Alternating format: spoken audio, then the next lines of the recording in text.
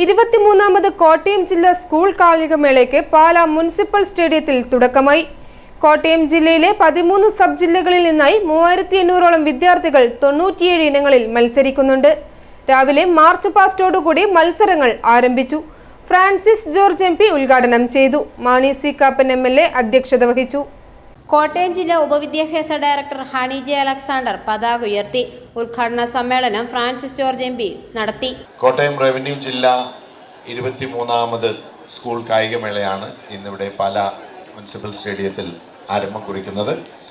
തീർച്ചയായിട്ടും വളരെ സന്തോഷമുണ്ട്. നമ്മുടെ കുട്ടികളെല്ലാം കായിക രംഗത്ത് താല്പര്യമെടുക്കുന്നു.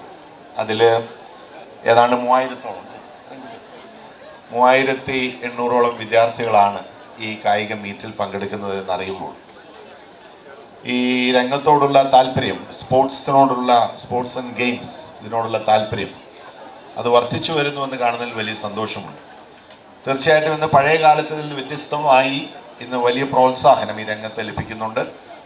കേരളം പ്രത്യേകിച്ച് ഈ രംഗത്ത് വളരെ മികവ് പുലർത്തുന്നുണ്ട്. ദേശീയ തലത്തിൽ നോക്കിയാലും അന്താരാഷ്ട്ര തലത്തിൽ പ്രശസ്തരായിട്ടുള്ള ഒട്ടേറെ താരങ്ങളെ അത് സ്പോർട്സ് ആൻഡ് ഗെയിംസിൽ കേരളത്തിന് സംഭാവന ചെയ്യാൻ കഴിഞ്ഞിട്ടുണ്ട്. അതിലൊരു താരമാണ് ഈ ഇരിക്കുന്ന നമ്മളുടെ പ്രിയങ്കനായ MLA ശ്രീ മാണി സി കാപ്പൻ. വോളിബോളിൽ ശ്രീ ജിമ്മി ജോർജിനൊപ്പം അല്ലേ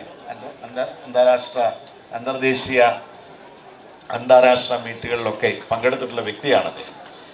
അതുപോലെ തന്നെ ഇന്നിപ്പോൾ രാജ്യസഭയിൽ പ്രിയപ്പെട്ട ശ്രീമതി PT ഉഷയുണ്ട്. അങ്ങനെ താരങ്ങൾ എല്ലാ മേഖലയിലും.